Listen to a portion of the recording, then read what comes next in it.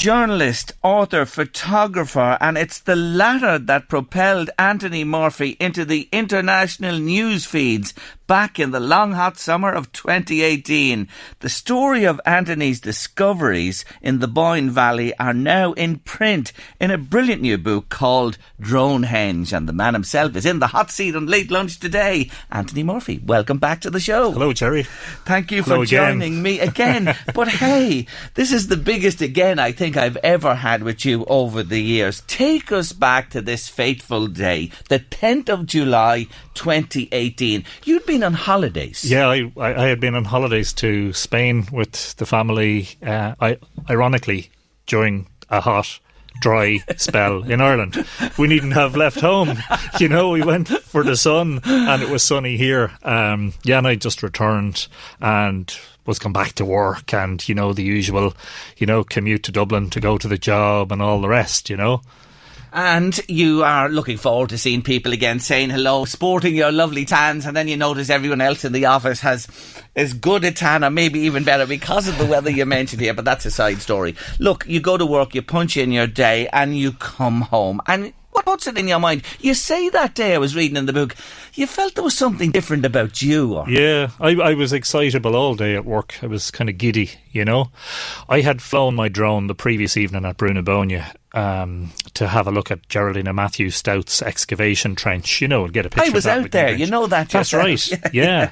And there was something in the back of my mind saying, look, go out there because with the drought there might be features in the landscape that we haven't seen before. And Steve Davis of UCD, the archaeologist, said to me, you know, Site P, which is one of the henges, it should look different than it's ever looked before, you know. And I had this sort of anxiety or anxiousness to fly. You know, I wanted to go back out again, even though I'd been out the previous evening. I can't explain it any more than that, other than I rushed home from work, gobbled down my dinner and grabbed the drone. And the youngest of my kids, Finn, he came out with me and sped out there, well, within limits. Within the speed limit. And you do describe, you met Claire Tuffy, who's, that was another ironic meeting because of Claire's association with Newgrange and the Boyne Valley. Yeah, and Claire pulled up at the side of the road and we had a brief chat and she was going home for her tea. And I said, well, sure, look, I'm going to fly the drone. Sure, you never know what you'll see, you know. And she told me she'd been up at Newgrange with Ken Williams, another Drogheda photographer, long-time friend of mine, and that he had been up at the monument taking pictures. And so Claire disappeared, and then just as I was launching the drone, Ken arrived on the scene, you know, and Ken said, oh, I think I'll fly my drone, you know. And thus began the most exciting half hour, or one of the most exciting half hours of my existence. I just wonder, were the ancient spirits at work here, in the way you describe it in the book? Make up your own mind on that one. But you fly the drones, right? And you're looking at what's coming through. Tell me about the first image you see and how that excites you. Well, the first flight of the evening I flew exactly as I had been recommended down to Site P. And Site P looked exactly like Steve had said, like nothing we'd seen before. All the grass was parched and there were bright markings and there were dark markings, and the bright markings generally indicate that there's stone underneath, the soil is shallow, and the darker ones generally indicate deeper soil or soil that's been dug out at some time in the past. And I was looking at this and I was saying, wow, this is incredible, you know. And to be honest, Gerry, if that's the only thing I had imaged that evening, that would have been exciting, you know. But sure, of course, it got a lot more exciting than that. That was only the start of it. Go on. How it unfolded? Well, you see, I finished the first flight. Generally, you get about 12 to 15 minutes off the battery. Depends on what drone you're flying. When the battery starts to get low, you have to land for safety reasons. And I had done my orbit of Site P and had taken all the pictures, and I thought, well, that's that, you know. But something propelled me or prompted me to bring the thing back into the air again on a new battery. And I went back down to Site P, and this time in the field next to it, I spotted something. And it immediately jumped out at me. It was like huge circular impression in the crops, you know. And for a few seconds, I was trying to rationalise what I was seeing. I thought maybe a circus big top had been down there. I laughed as I read that. I actually laughed, and I could see, because you doubt yourself. You doubt what you're actually seeing. You said, was there a circus in this field? Or maybe a tractor. You know, there was you were trying to actually convince yourself it wasn't. Because of the unusual nature of what was there. Yeah. There were what I can describe as a huge circular feature, but individual aspects of that were these double sort of dash marks, like equal signs, forming a circle, where I thought maybe a tractor had gone round and revved up its wheels at regular intervals to create ruts in the ground. But of course, when I flew closer, I could see it was a crop. It wasn't, muck and soil. This was a crop. And then after 15 or 20 seconds, you're into the zone of, this is archaeology, and if this is archaeology, this is bloody huge, And still, I mean, to this day, this is 15 or 16 months later, I still have to pinch myself about this whole thing. It's so enormous. I mean, so what we're talking about for the public who don't know, this is what we believe is the footprint of a type of monument called a henge, a giant structure measuring more than 500 feet in diameter, which had basically vanished from the surface of the earth at some point in the distant past and presented itself again during the drought. It's remarkable, it really is. And the purpose of a henge was what? Oh, sure, look, we don't really know. I mean, obviously this year I've been busy reading as many archaeological publications about henges as possible. The general feeling is that they are assembly sites. There are places where some sort of crowd is involved. We could speculate as to what exactly took place in the middle. Won't give too much away, I suppose. I don't want people to read the book. It's in there. Yeah, it is in there. I mean, what we're talking about is a Neolithic arena of sorts.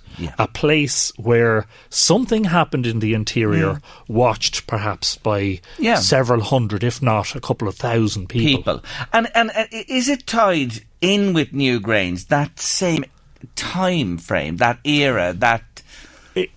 Same era, not exactly the same time frame. So this would be, without excavation, of course, we don't know exactly, but we assume it's what we call a late Neolithic structure, and there are a lot of late Neolithic even structures on the floodplain of the Boyne, several of which were discovered by myself and Ken. Dronehenge, of course, gets all of the attention because of the uniformity of it and the circular nature and the pattern of it.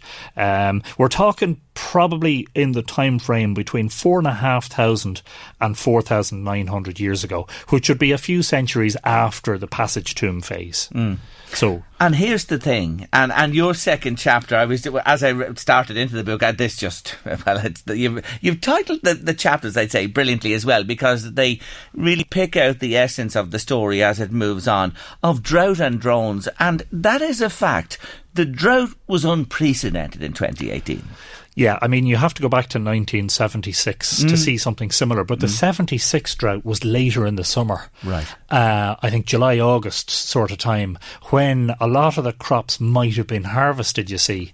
So the timing was perfect on this one. I mean, I know there were drought conditions in 1995, I think, but they weren't nearly as severe. Yes. I mean, this was...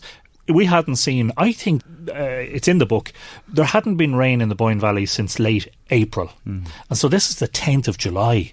So 2.5 months without a drop of rain. Everything was parched. Everything was struggling for moisture, And the technology. You talk about 76. Yeah. You talk about your wonderful drones that you have now.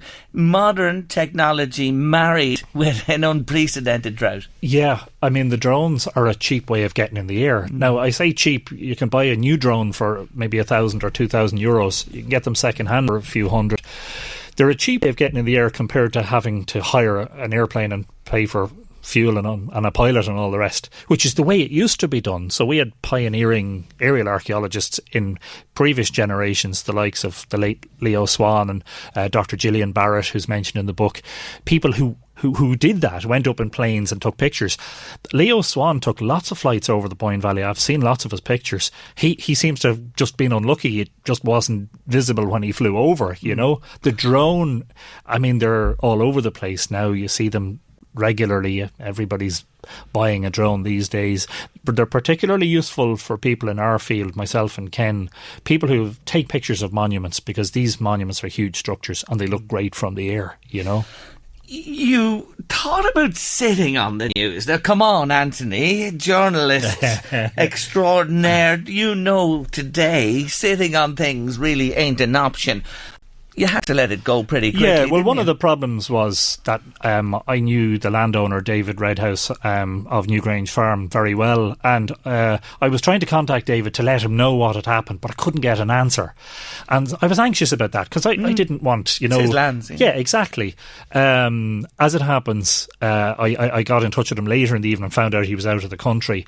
But myself and Ken were sitting debating about this, and Ken said, look, someone else could come along with a drone tomorrow morning and see this, and you know, and I said, look, the big mantra in newspaper journalism is, if you have a big story, do not sit on it, because it will blow up in your face and you'll see it somewhere else tomorrow morning. And so on that basis we felt we had to release the images out to the public. And what happened was simply unprecedented. You became a huge international news story overnight. Now hold that there, because we have to pay a bill here. We're heading to a break. Anthony's staying with us. I might just have a copy of a book to give away from you. Anthony Murphy's with us. Dronehenge is the name of the book, the story behind the remarkable discovery at Newgrange. And just before I forget, it's launching this evening in the Jerry. High Lanes Gallery at 7:30. Yeah. And everybody welcome. Though this is an open launch, anybody who wants to come along, please. You should get along. If you have nothing planned for this evening, if you have something planned and can change it, get along to the High Lanes this evening, because there's a brilliant MC there as well, I can tell you that. His name is Paul Murphy. You're getting two for the price of one. Anyway, may I read a little excerpt, would you mind, from this wonderful book? Let me just read these few lines to you. And this is Anthony writing in the book. One of the calls I had received in the morning time, this was the morning after the night of the discovery when Anthony issued the press release to say, was from Sinead Brazel of LMFM Radio, who is working on the Late Lunch show, which is hosted by Gerry Kelly. Shortly after leaving home to drive to UCD, I rang Sinead to let her know that I couldn't come to studio as planned. Sinead suggested we do an interview on the phone. Just after I emerged from the port tunnel, we nearly bloody missed him. The phone rang. It was LMFM and Sinead. I found a place to pull in the car. Late Lunch host Gerry Kelly spoke to me about how he'd been to Newgrange Farm on the day before at the dig with the Stouts. That's Geraldine and Matthew. And lightning doesn't strike twice, or does it, in italics here in the book? Well, it certainly did.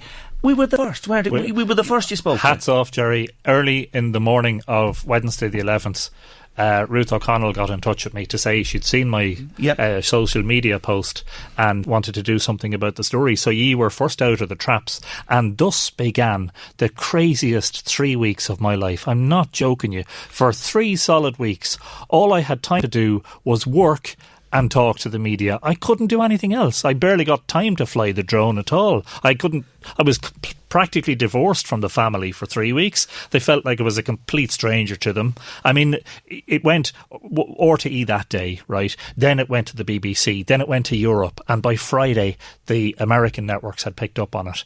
And I thought after Friday, you know, things will calm down. And the following Monday, the Douth Hall Passage Tomb revelations were made. And I thought, definitely the story's going to calm down now. But it had a resurgence. And for 3 weeks, between media, I mean news media, online media, TV, and then blog sites and obscure media like magazines I'd never heard of. I mean, foreign publications, French, South African. I was on Japanese TV, you know. And I just thought, goodness me, what would have happened if, you know, I hadn't rushed out with the drone Tuesday evening and I just decided to sit watching TV. Anthony, we all ask those questions at times, but you know, that's history at this stage. You were the victim of your own success, let me say. Here's the thing. You met also one of your childhood heroes, a man who's well known in this field on British television, Tony Robinson. Yeah. Who people might know as Baldrick from Blackadder. Yes. Yeah, I mean, I had watched, my wife will tell you, and I still watch episodes of Blackadder, and really, really loved it. And I got a cunning plan and all that. And then you see Tony Robinson was the host of Time Team, which was the archaeology program, Yes. which is a brilliant program. Well, I really loved it. Some people weren't that fond of it. I really loved it. And so I got an email from Windfall Productions, who were making a show for Channel 4, which is called Hidden Britain by Drone. And they said, look, because of the exceptional nature of your find, we're going to leave Britain to come to Ireland to have a look at yours.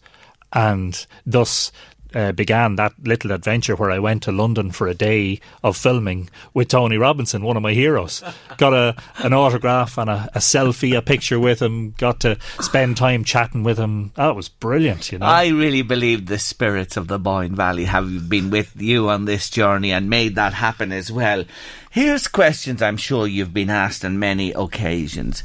You have said, and we do realise, with the technology and the drought, the ultra drought conditions all coming together made this happen. But it's curious that there was nothing known of this previously. Yeah, I think that's a mix of fortune and the technology. I mean, I wonder, and I've said this in the book, I wonder, you see, Dronehenge reappeared this spring. In March of this year in a crop of winter barley. So it's not necessarily the drought. It may have been visible at other times in the past. And I asked the question, how many people have flown over the Boyne Valley on their approach to Dublin Airport and seen this thing in a field and not paid any odds to it because they thought it was something that was... Look, people see circles in fields. There are tens of thousands of ring forts in Ireland and don't pay any attention to them. Perhaps it has been seen in the past and just missed, as it were, you know.